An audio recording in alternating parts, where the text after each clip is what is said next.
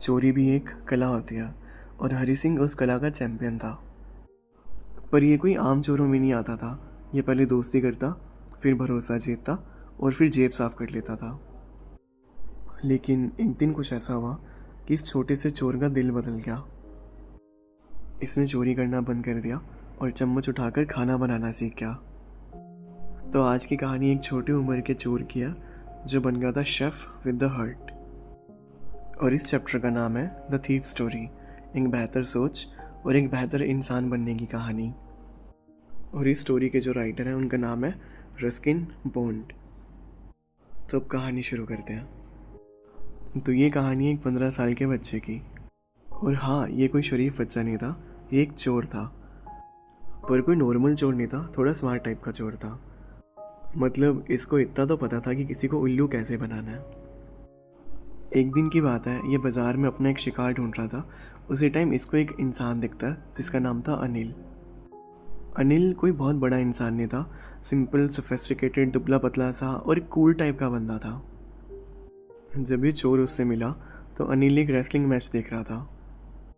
और जैसा कि मैंने आपको स्टार्टिंग में बताया था कि चोर के चोरी करने के कुछ रूल्स थे। पहले वो दोस्ती करता, भरोसा जीतता, उसके बाद वो चोरी करता था। चोर ने सोचा अनिल को मस्का लगाकर उसको पटाने की कोशिश करता हूँ। तो चोर ने अनिल को एक कॉम्प्लीमेंट दिया कि आप बिल्कुल एक रेसलर लगते हो, एक बॉडी बिल्डर लगते हो। तो अनिल ने उसको थोड़ा सा कूल बनकर ये बोला कि बॉडी बिल्डर तो आप लगते हो भाई साहब, आप मुझे क्या बोल रहे हो। और चोर मनी मन सोचने लगा, मैं सिंगल पसली इसको बॉडी बिल्डर कहाँ से देख रहा हूँ, इसकी आंखें तो ख़राब नहीं हो गया। उस चोर ने अनिल को अपना नाम हरी सिंह बताया। और आपकी जानकारी के लिए बता देता हूँ, जो हरी सिंह यानी कि जो वो चोर था, वो हर महीने पुलिस से बचने के लिए अपना नाम बदलता रहता था। फिर उसने अनिल से काम मांगा कि भाई मुझे अपने पास रख ले यार, कोई काम धंधा नहीं है मेरे पास। अनिल बोला पैसे तो नहीं दे पाऊँगा। फिर चोर थोड़ा सा सोच में पड़ गया कि यार गलत आदमी को पकड़ लिया। फिर चोर ने बोला खाना मिल जाएगा। तो अनिल ने बोला पकाना आता है। तो चोर बोला अरे एकदम महाराज टाइप। तो अनिल बोला मिल जाएगा। उसके बाद अनिल हरी को अपने घर ले गया और उसे बोला कि बालकनी में सो जाना। और अनिल का घर एक मिठाई की दुकान के जस्ट ऊपर था। और अब हरी ने तो अनिल को झूठ बोला था कि उसको खाना बनाना आता है। और जब हरी की खाना बनाने की बारी आई तो उसने ऐसा खाना बनाया कि मुंह की जगह आंखों से पानी आ जाए। उसके बाद जो फन फैक्ट हुआ, अनिल खाना कुत्तों को डालने गया था और सबसे कमाल की बात कि कुत्तों ने भी उस खाने को रिजेक्ट कर दिया। और उसके बाद अनिल ने हरी को बोला कि आपकी जगह इस घर में बिल्कुल भी नहीं है, आपकी जगह मास्टर शेफ़ में है, आप वहाँ जाओ और मैं आपको और ज़्यादा इस घर में नहीं रख सकता। पर हरी भी एक नंबर का ढीठ इंसान था। उसने बहुत प्यारा सा भोला सा मुंह बना लिया ताकि वो अनिल से सिंपत्ति ले सके, और कुछ वैसा ही हुआ। अनिल उसके भोले से चेहरे को देखकर कुछ पिघल सा गया था और उसको उस पर दया आ गई। फिर अनिल ने हरी को बोला कि तुम ज़्यादा टेंशन मत लो, मैं तुम्हें खाना बनाना सिखाऊंगा और तुम मेरे घर में भी रह सकते हो। हाँ, बस सोना तुम्हें बालकनी में ही पड़ेगा। और कुछ समय बाद अनिल ने हरी की पढ़ाई पर ध्यान देना शुरू कर दिया। पहले उसने उसे नाम लिखना सिखाया, फिर सेंटेंस बनाना, फिर जोड़ घटाव और बाकी सब बच्चों की चीज़ें। और चोर इन सब चीज़ों को देखकर मन ही मन बहुत खुश हुआ था और उसने सोचा कि अगर मैं बहुत ज़्यादा पढ़ लिख जाता हूँ तो मेरे तो मज़े ही मज़े हैं। चोर पढ़ाई के साथ साथ अनिल के घर का काम भी करता था। वो उसके लिए चाय बनाता था, घर की साफ़ सफाई करता था और बाज़ार जाकर घर के सामान भी लेके आता था। और जो अनिल बाज़ार से सामान लाने के लिए हरी को पैसे देता था, उसमें से वो 1-2 रुपये बचा भी लेता था रोज़ के। अनिल को हरी की ये सब चीज़ें बहुत अच्छे से पता थी, बट अनिल कभी उसको कुछ भी नहीं बोलता था। और अनिल खुद भी कुछ ऐसे खास इंसान नहीं था। वो कभी किसी से पैसे उधार लेता, अगले दिन किसी और को दे देता। थोड़ा वियर टाइप का इंसान था। काफ़ी लंबे टाइम तक अपने चेक का वेट करता था और जब उसका चेक उसे मिल जाता था तो वो अगले दिन उसे पार्टी में उड़ा देता था। मतलब कुल मिला के एक आइटम ही था वो भी। अनिल बाय प्रोफेशन एक राइटर था। वो मैगजीन्स में अपने आर्टिकल लिखता था। उसके लिखे हुए आर्टिकल काफ़ी अजीब और वियर्ड होते थे, बट ठीक है, कभी कभी चल जाते थे। और एक दिन अनिल बहुत खुश होकर अपने घर लौटा और उसने हरी को बताया कि भाई मेरी बुक बिक चुकी है और पब्लिशर ने मुझे 600 रुपये भी दिए हैं। तो वो पैसे अनिल अपने तकिए के नीचे रख के रात को सो गया। और उसकी सबसे बड़ी गलती कि उसने हरी को ये चीज़ बता दी कि उसको 600 रुपये मिले हैं और वो उन पैसों को अपने तकिए के नीचे रख कर रात को सो गया।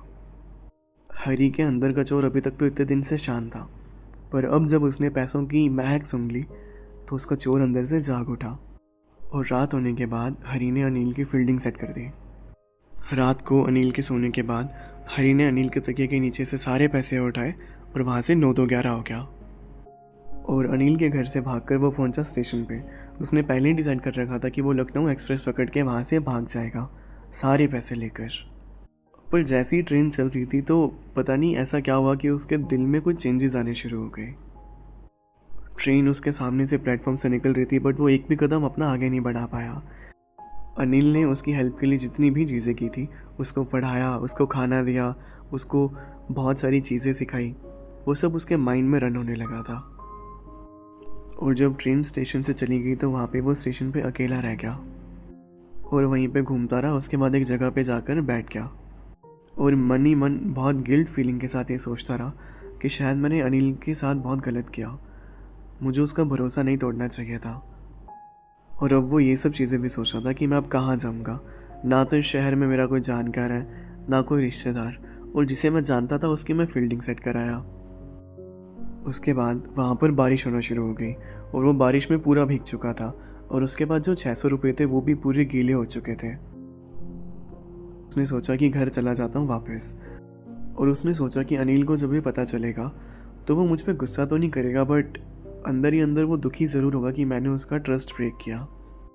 उसके बाद उसे इस चीज़ का एहसास हुआ कि ये 600 रुपये मेरी ज़िंदगी के सिर्फ कुछ दिन अच्छे कर सकते हैं, बट अगर मैं अनिल के पास वापस चला जाता हूँ तो वो मुझे पढ़ाएगा, लिखाएगा और पढ़ लिख कर मैं एक अच्छा इंसान और बड़ा इंसान बन सकता हूँ।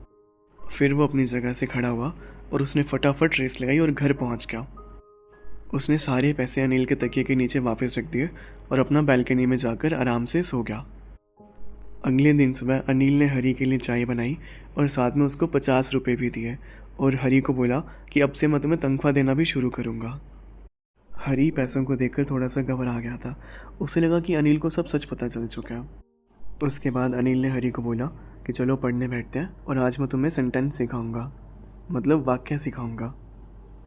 और हरी ये सुनकर बहुत खुश हो चुका था और उसके चेहरे पे एक बहुत मासूम और प्यारी सी स्माइल थी, और इस बार वो स्माइल दिल से थी, मतलब रियल थी।